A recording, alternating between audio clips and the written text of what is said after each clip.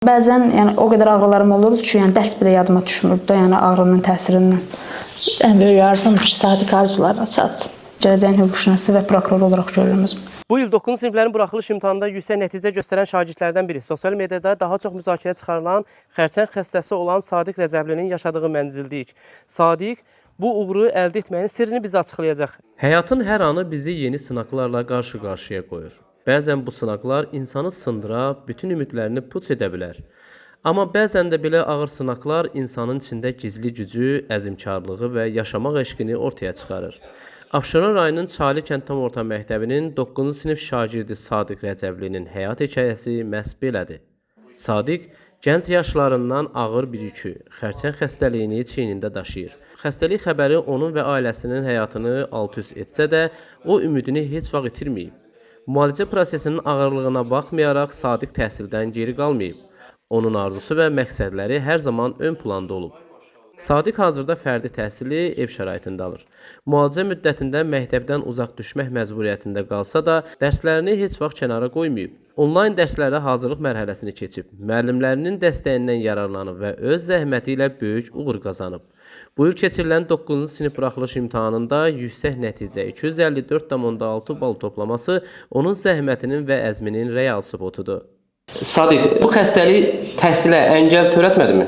Xeyr, yəni xəstəlik yəni təhsilə əngəl törətmir. Özüm də inanırdım, ətrafımdakılar da mənə inanırdı və bacardım və bal yığdım. Aha. Bu balı necə topladın? Yəni fikirləşdin ki, bir yandan evdə müalicə alırsan, bir yandan təhsil. Yaxınlarım, bir də əsasdan müəllimlərim, tarix müəllimi Kamran müəllim. Yəni o olmasaydı bəlkə indiyə kimi mən sağ belə ola bilməzdim, bal yığa bilməzdim. O elə bir ki, sosial mediada, yəni platformalarında mənim paylaşım elədi. 5000-ə yaxın pul yığıldı və bu 5000 də mənim öz xəstəliyimə xərcləndi və ona görə də indi mən yəni sağ-salamatam və bu nailiyyəti əldə eləmişəm. Təhsili necə əldə eləmisən? Yəni onlayn qoşulurdun dərslərə, yoxsa fərdi evdə təhsil vaxtı biraz məlumat ver. Yəni onlayn qoşulurdum, yəni hazırlıqlara. Müəllimlər də gəlirdi, məktəb dərslərini evdə keçirdim, ev şəraitində. Ev şəraitində.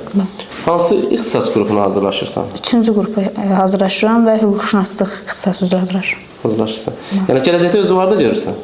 Özümü yəni xaricdə təhsil almaq istəyirəm. Yəni özümü uca yerlərdə görürəm. İnşallah yaxşı olacaq hər şey. Gələcəyin bir hüquqşünası? Bəli, gələcəyin hüquqşünası və prokuror olaraq görürəm özümü. Maşallah olsun, maşallah olsun. Əhsən. Sınaqlara gedirdim, yəni bir-iki dəfə getmişdim, onda da yüksək bal toplamışdım. İndi 9-cu sinifsən, yəni gələcəkdə 10, 11-ci siniflərin olacaq. Yəni fikirləşirsən ki, gələcəkdə bundan da yaxşı nəticə göstərəcəksən? Bəli, mən bundan da yaxşı nəticə göstərəcəyimə inanıram. İnşallah yaxşı olacaq.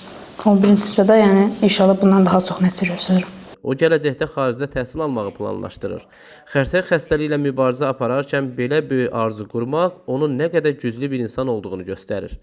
Onun arzuları təkcə şəxsi məqamları deyil, həm də bütün həmyaşıdlarına və oxşar taleyi bölüşən insanlara ilham qaynağıdır. Bəzən ağrılarım çox olurdu, onda dərs oxumağa vaxtım olmurdu.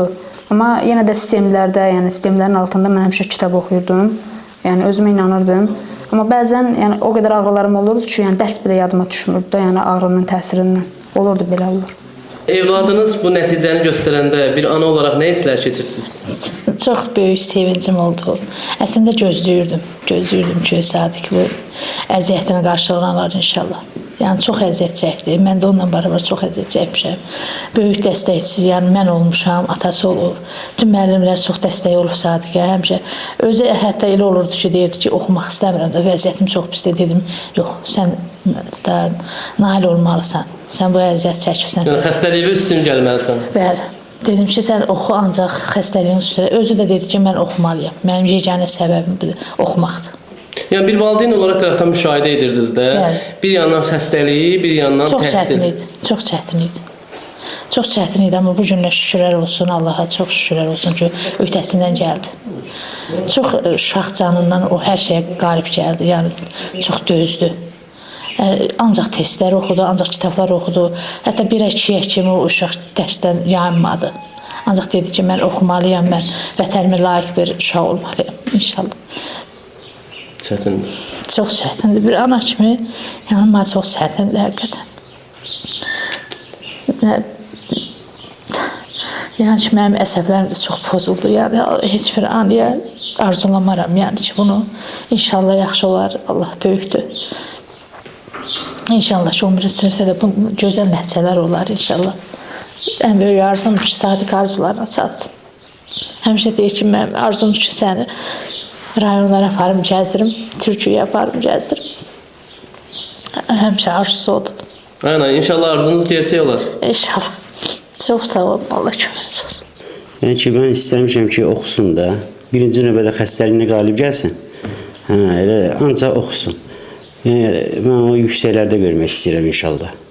Ay Qələmzər nənə, nəvənizdir. Nəvəmdir. Nəvənizi yüksək nəticəsini gözləyirdiniz ki, yəni belə bir yəni xəstəliyin daşıyıcısı olan nəvəniz qalib gələcək, yəni yüksək nəticə əldə edəcək. Bunu gözləyirdinizmi? İnanırdıq da bu uşaq kitabdan aralaşmayıb. Ağrıya o xəstəliklə o kitabdan el çəkmədi.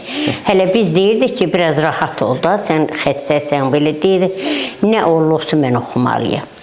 Belə mehriban uşaqdır, bir qəfil xəstələndi, hamıyı sarsıtdı, vallahi çox pis vəziyyətlərə düşdük. Yəni bu uşağın bu gününə min şükür, belə deyildi, elə bir vəziyyətdə idi.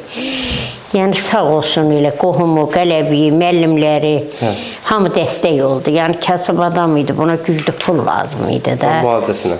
Müalicəsinə əməliyyat oldu, sonra elə nəticəsi ilə çıxdı. Yəni onunla da o uşaq o vəziyyətlə kitabdan əl çəkmədi. Yəni bir nəvəniz olaraq görürsünüz, harda görürsünüz ümumiyyətlə? Yəni gələcəkdə harda düşünürsünüz ki, harda ola bilər nəvəniz? Elə vallahi yəni ən yüksək yerlərdə olsun. Bununla fəxr eləyək. Bu əziyyətlərini Allah heç eləməsin. Yəni bundan da yüksək qələbələr qazansın. Yəni inanırsınız ki, İnanıram ki, yəni olsun bir uşaqdır, evin bir uşağıdır. Anası da xəstədir. Allah kömək olsun. Bax, Sadiq, bugünkü dərsimiz y x üstü n funksiyasıdır. Gəl görək biz bu funksiyanı necə tapırdıq. Bax, əgər bizə belə bir funksiya veribsə, fx bərabər 2x kvadrat çıxsın 13 funksiyası verilir. Səndən nə soruşur? Bax, görürsən, f4. f4 nə deməkdir səncə? X-in yerinə 4. Aysa, x-in yerinə 4 yazacaqsan, f4-ün qiymətini tapacaqsan. Sonra nə edəcək? Ondan çıxacaq, X-in yerinə 2 qoyacaq. Aysa, bəli, F2-nin qiymətini qoyacaqsan, F2-ni tapıb, sonra bunların fərqini tapacaqsan. Bu mövzumuz bununla bağlıdır. Əsasən bir neçə buna aid tapşırıqlarda işləyərsən. Yaxşı?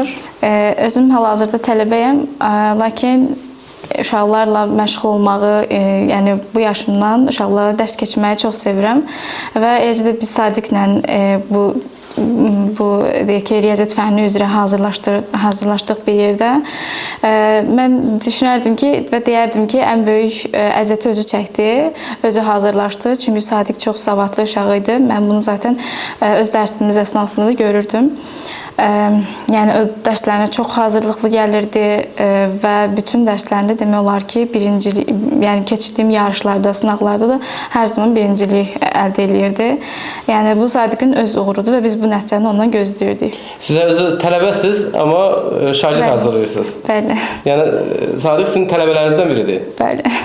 Yəni bu nəticəni gözləyirdinizmi bundan? Əlbəttə, bəli. Sadiqdən daha yüksək nəticə gözləyirdik. Riyaziyyatdan cəmi 2 dənə səhv edib və də düşünürəm ki, o çox mexaniki bir səhv idi. İnşallah 11-ci sinifdə isə daha yüksək nəticə əldə edər. Sadiqin həyatı bizə göstərir ki, xəstəlik nə qədər çətin olsa da, ümid insanın ürəyində yaşadığı müddətcə heç bir maneə qarşısında sarsılmaz. Ümid edirik ki, Sadiq öz məqsədlərinə çatacaq və gələcəkdə tanınmış hüquqşünas kimi insanlara yardım göstərəcək. Onun hekayəsi əbədiyyən xatırlanacaq, çünki o yalnız öz uğurları ilə deyil, həm də başqalarına verdiyi ümidlə yadda qalacaq. Nizami Rəsulov, Fərhad Ələkbərli, xüsusi olaraq Dinas TV üçün.